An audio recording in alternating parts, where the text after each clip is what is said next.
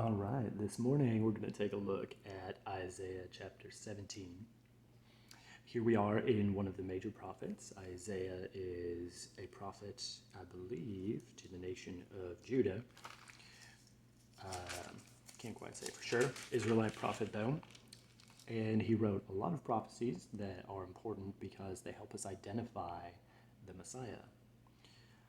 Now, many of the prophecies are made to the nation of Israel or to Judah, but others are made to the nations surrounding Israel. So, as we see, the prophets are not just speaking to the group of Hebrews who identify as the people of God. So, we might ask the question, like, what right does an Israelite prophet have to speak to the nations? It's a very interesting thing to think about for a little while. Well, let's take a look at this. Today we're looking at the oracle concerning Damascus. Damascus is a city that a lot of us have heard about recently because it is in Syria. It's still a present-day city, and at the time it was fairly important because Syria was a powerful nation in the ancient world. So this is an oracle concerning Damascus. Yeah. There's the word oracle in the Bible. Some of you might be surprised about that. There's a whole lot of crazy spiritual stuff happening throughout this entire book that a lot of us have dismissed because we get used to our spiritual practices being limited to baptism and communion, particularly in the Western Church. These two things are important because they are particular Christian practices. However, at this point, one of the ways in which people knew God was active was through oracles. So here's an oracle concerning Damascus. Behold. So suddenly, take a look at this.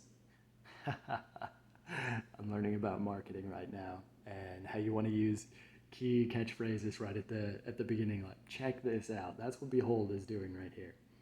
So the prophet is saying, behold, Damascus will cease to be a city and will become a heap of ruins. Now that's an interesting one, isn't it? Because most of us know that Damascus is still around. And in fact, it was around in the days of Jesus.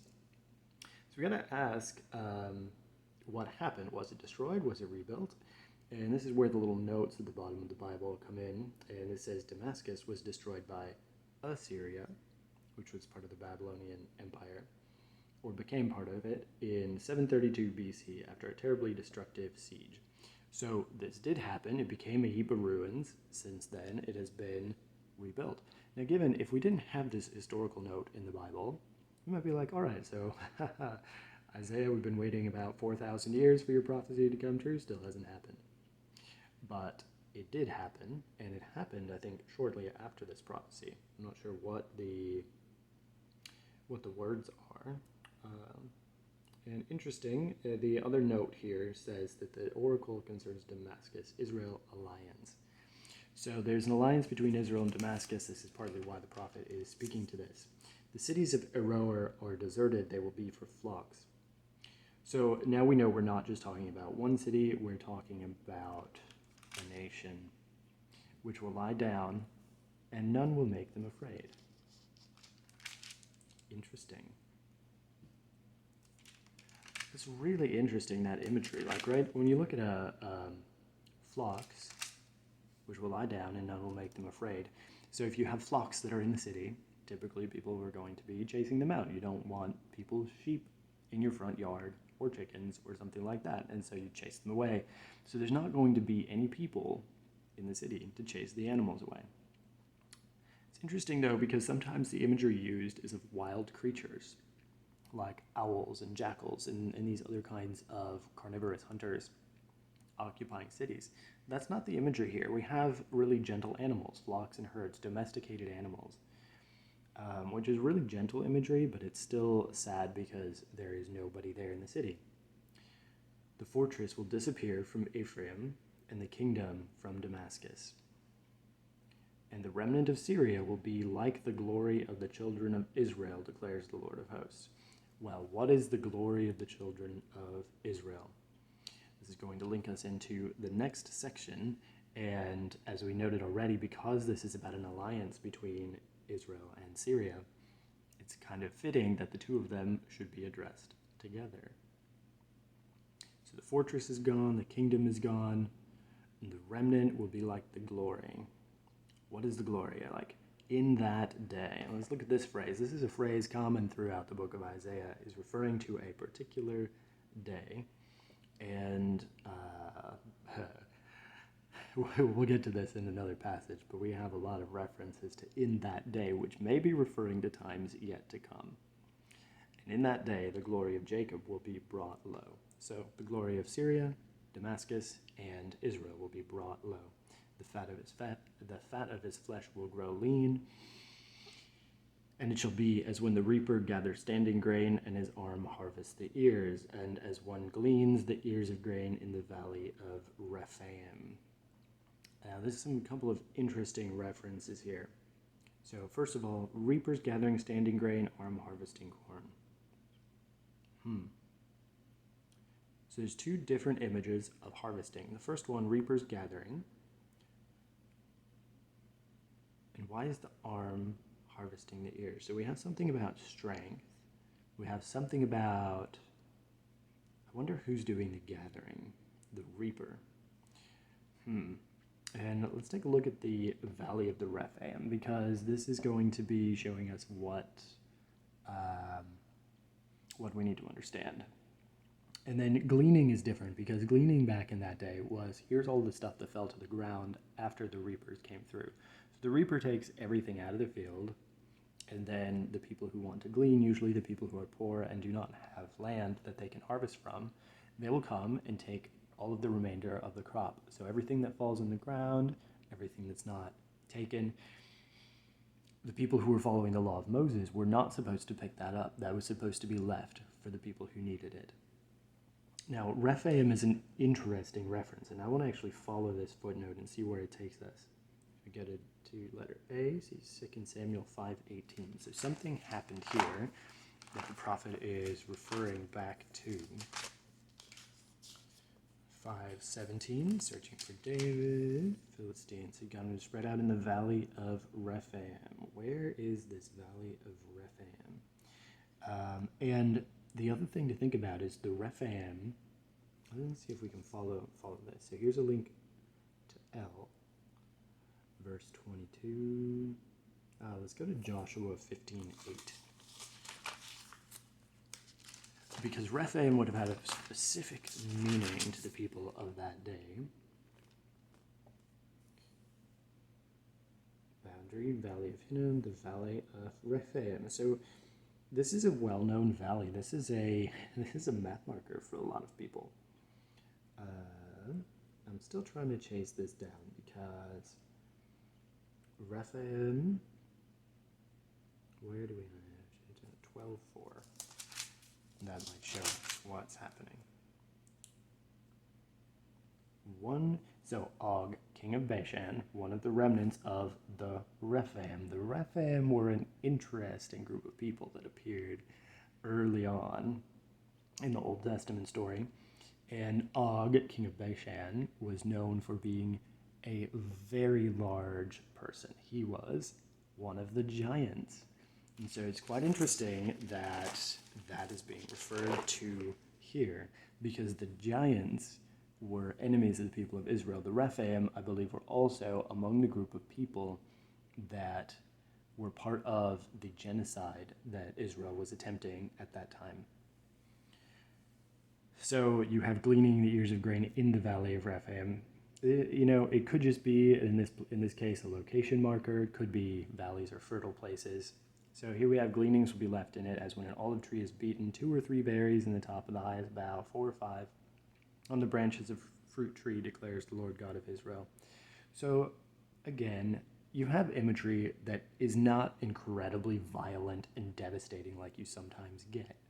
This is still very domestic. So you have flocks, you have fields of grain, and you have olive trees, but you also are showing the absence of people. There is a whole lot of death coming through, a whole lot of silence coming through.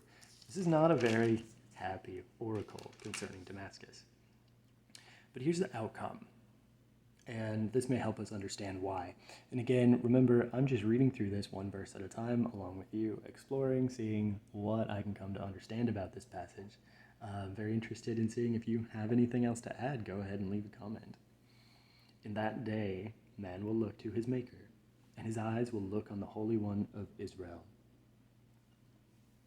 He will not look to the altars, the work of his hands, and he will not look on what his own fingers have made, either the Asherim or the altars of incense. So here is the outcome of all the destruction, is that man will look to his Maker. I'm intrigued by this because this isn't saying that Israel will turn back to the God that they are supposed to worship alone. This is saying man will look to his Maker. This is a reaching back beyond Isaac and Jacob, right? We have reference to Jacob, Israel. But the oracle is to Damascus. This is to a city. Syria has its own gods. Syria has its own traditions. But because of what happens here, man will look to his Maker. His eyes will look on the Holy One of Israel. It's so interesting. And you know what? I think, because of the structure, we started off toward Damascus, but we're now referencing Jacob here. So you're having, at the same time, this focus on the people of Israel and on the surrounding nations, particularly in this case, Syria. And again, what is most important to God? So picky about this. When people go worship the altars, the work of their hands, on what their fingers have made. All right, well, let's see.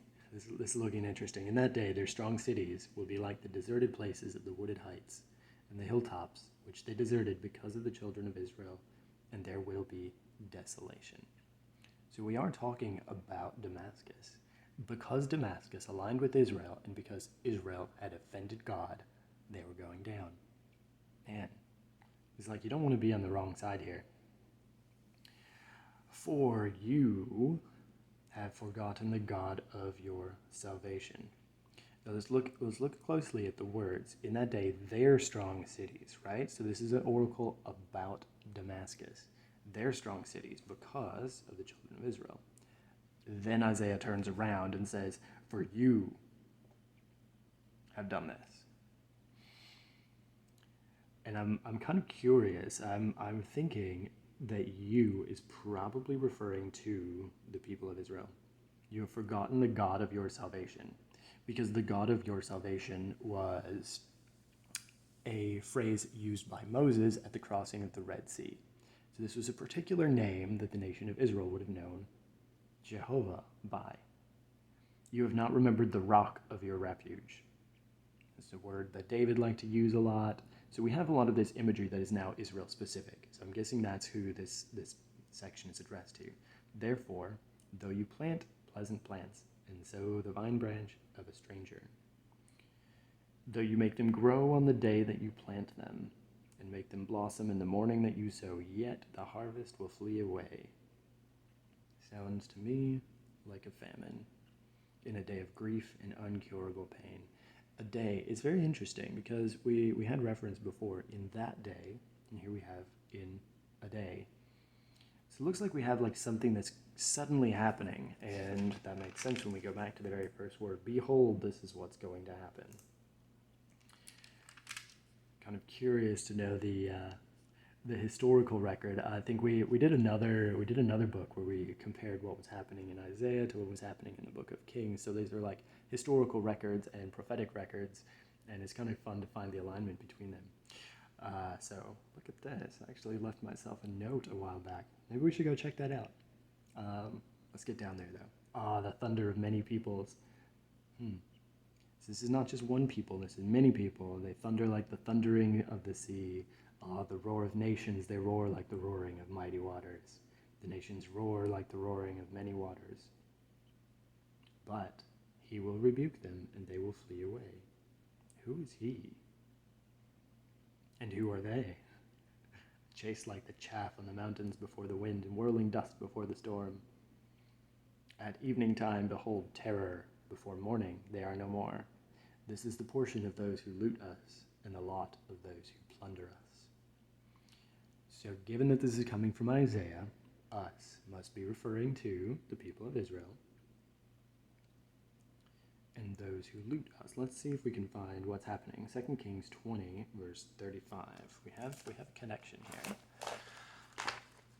So prophecies will give us significance. They kind of pull back the curtain and let us know what's going on behind the scenes, but the historical record lets us know how it plays out in real time. Coming back to Hezekiah, I feel like this is going to be a similar reference to what we looked at before.